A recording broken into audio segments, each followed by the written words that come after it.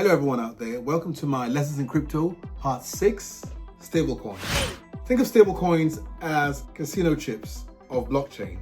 In a casino you go, you give them some cash and they give you some chips. These chips allows you to gamble in the casino's ecosystem. Stablecoins were created to represent normal cash on a blockchain.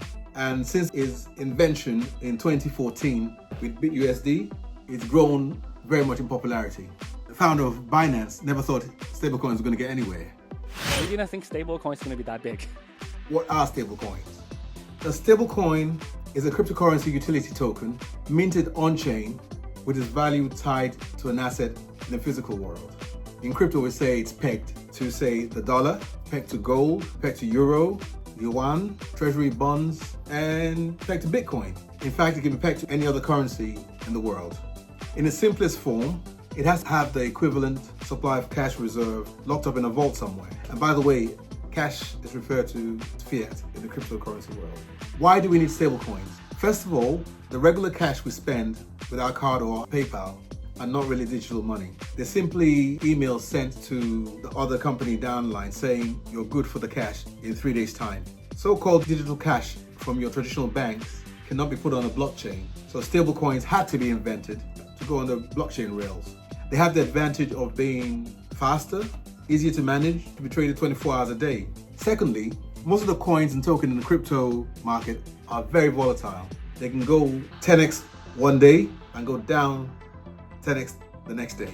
Having a coin that is stable, that mirrors the dollar or the yuan, gives you a safe of mind that if you buy something for $1 today, it will still be $1 you have to pay tomorrow. Stablecoins allows you to keep your cash on-chain without having to pull it out into your bank every time you finish your transaction. Because stablecoins are managed centrally, they're faster than Bitcoin. Developing countries, or should we say they're unbanked, it can help a person or persons living in an inflationary country park their money on the blockchain in a more stable currency like the dollar, say, and watch as their country's currency takes a nosedive while they keep their cash on-chain. This would have been great for Venezuela, Lebanon, and many other countries. You can watch my video, Lebanon, the case for Bitcoin. There. Like traditional money, you can get interest on your stablecoins. You can yield between 4% and 14%. Though, if you're getting anything close to 14%, you've got to be skeptical and be very careful. Number 3, crypto-backed stablecoins. This works by relying on smart contracts by using other cryptocurrencies as collateral. To acquire this stablecoin, you lock your crypto in a smart contract. You're giving stablecoins in return, usually at a ratio of 1 to 1.5, i.e. you over-collateralize. This is done to prevent liquidation during high volatility. An example of this is DAI. Let's look at algorithmic pegged stablecoins using the dollar. This is when stablecoin is backed by a complex system of codes, smart contracts to control the price. There are 3 types of algorithms for this situation. 1, using a money printer and a bond reward system to constantly adjust the token to $1. 2, a second type also uses a money printer, but instead of a bond reward, it uses a coupon reward system to adjust the stable coin to the dollar. Number 3, this type of algorithm adjusts the amount of coins in your wallet. So whenever you check, it correlates to roughly $1. A good example of this was UST, which is pegged to Terra Luna, a once popular cryptocurrency that almost broke crypto world. Stablecoins history. In 2014, the first stablecoin BitUSD was issued as a token on the Bitshare blockchain. BitUSD was backed by Bitshare, a volatile cryptocurrency. However, in 2018, BitUSD lost its one-to-one parity with the dollar and died a horrible death. USDT. USDT is issued by Tether, one of the biggest stablecoins in the world, bar none. The way we use our money is evolving.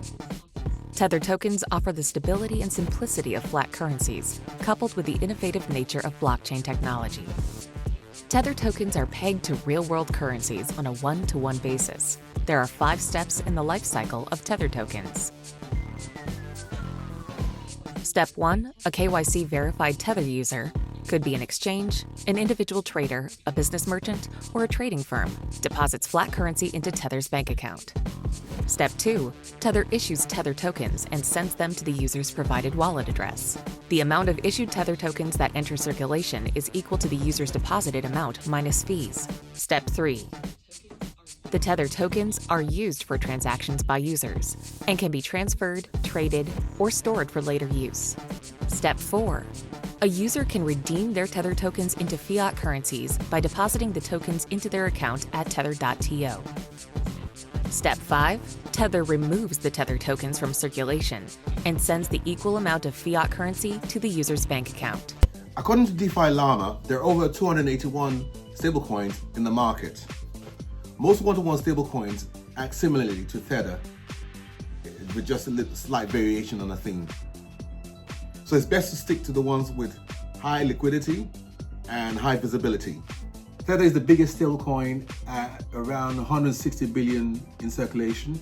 This makes Tether one of the blue chips of the stablecoin market. It's backed by the dollar fractional reserve model. It's got treasury bills, commercial papers, and it's also backed by Bitcoin. Its biggest customers are in Asia and other emerging markets. USDC. USDC was launched by the Circle Group and the Open Source Consortium Center. There's about 60 billion in circulation and is more regulated in the USA. They're more fully backed by the dollar and they're supported by Coinbase. Circle just had an IPO and this has gone crazy. PYUSD. PayPal USD or PYUSD is issued by Paxos and was launched last year, 2024, at the Solana breakpoint, hence the cap. This stablecoin enables users to make fast and low-cost secure payments, both domestically and internationally, through various payment platforms like PayPal, of course, Venmo, which I think they bought. It recently partnered up with Stellar to leverage Stellar's network speed, low transaction costs, and ease of integration to enhance its utility for real-world payments, commerce, microfinancing. So look for great things from PYUSD. RLUSD. RLUSD is issued by Ripple Labs, the company behind XRP. It's a form of digital cash, as most stablecoins are, pegged one-to-one to the dollar. It is issued on the XRP ledger and also on the Ethereum blockchain. Ripple USD is backed by a segregated reserve of cash and cash equivalents and is redeemable at one-to-one to the US dollar. Huobi Global.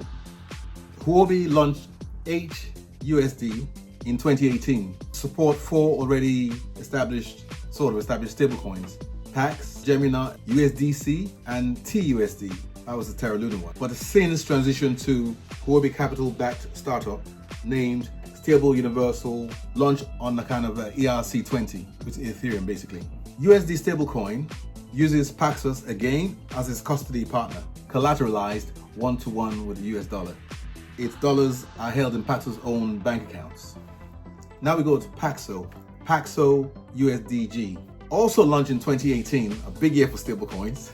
The stablecoin Paxo Standard is fully USD collateralized, full regulation and approved by New York State Department of Financial Services, and is now also compliant with MiCA in the EU, meaning it's the most regulated stablecoin in the world. Gemini. Gemini is operated by the Winklevoss twins of Facebook fame. GUSD is also, wait for it, an ERC20 stablecoin. Of course, it allows users to transact across the Ethereum network, and the US dollars backing this stablecoin are held in State Street Bank and will be issued through the Federal Deposit Insurance Company, FDIC. New to the stablecoin game is USD1, a new stablecoin issued by World Liberty Financial, a company 60% owned by the Trump family and run by the president's children. Justin Sun of the Tron blockchain invested about 75 million. The stablecoin is issued by BitGo Trust Company. It claims that the USD stablecoin is backed entirely by short-term US government treasury, US dollar deposits, and other cash equivalents. It offers cross-border payments, speed, self-custody, and other good things stablecoins offer. You can get on Binance, BitGet, Bybit, Mexi, Gate.io, and other well-known crypto platforms. Let's hope the future doesn't hold legal ramifications for the president's family. Risks. What are the risks of stablecoins. Stablecoins on the whole, because we're in a wild, wild west, it's not the same as putting your money in a traditional bank account. There's no insurance for one. That is, like in the UK, if your bank goes under or something happens to your money, you're insured up to 80K. In the USA, it's about $250,000. That's 250K. However, with stablecoins, you're insured up to 0K. Thirdly, you can't be sure that the company issuing the stablecoin has enough collateral backing it one-to-one as it says on their paper. Unless you want to go and check the vault every day, it is risky. The lifespan of stablecoins can be short, so we need to stick to the big ones. Stablecoins can fail, as with Tether USDT. Banks are now coming into the loop after the stablecoin bill and look for their usual shenanigans to follow, where they try to pull the wool over people's eyes and make sure they're taking profit and you're losing out on profit. The one-to-one scenario might be skewed, as with Tether a while back, who had to pay a big fine and move out of US and New York since they couldn't totally verify all their collateral. Another risk is it makes US dollar the world reserve currency, which means they could probably order stablecoin issuers to stop providing services for certain countries at a certain time, but hopefully the ones based outside America will carry on. There's also the fact that governments could start issuing their own stablecoins, known as CBDC. Now, CBDCs are a threat. They'll be able to track that money wherever it goes. They'll be able to punish you if you don't pay what you're supposed to pay. They're able to extract tax and VAT off you, and they'll be able to punish you in general if they don't agree with your politics. Stablecoins also expose blockchain to centralization, and we're here for decentralization. Another risk is that you have to trust that the relevant amount is actually in the bank and not in some interest-yielding asset that fluctuates. The future. First of all, the Junior Stablecoin bill has just been passed in America. It allows banks to issue their own stablecoin. Shopify is going to make USD the default payment, and they're offering merchants 0.5% cashback. More of the future. Stripe payment method. Stripe, an example of financial forward thinking, is now offering stablecoin payments, which is integrated into Stripe's optimized checkout suite, enabling business to easily offer stablecoin payments to over 101 different countries. This reduces costs from inflation, currency exchanges, and it accesses the global financial system. To summarize, stablecoins are faster, cost-effective, allows borderless transactions, offers real-time settlement, it reduces on-chain volatility, it maintains the purchasing power, privacy, it helps the US Treasury debt, enables near-instant low-fee transactions, 24 hours access to liquidity for international businesses, it allows self-custody, and guarantees transparency and accountability, and is disrupting legacy payment facilitators. And if they don't adapt to stablecoins, they're going to go the way of the dinosaurs. So until next time, this is Alexander F. Onilere saying, I'll see you again soon. So please like and subscribe. Ciao.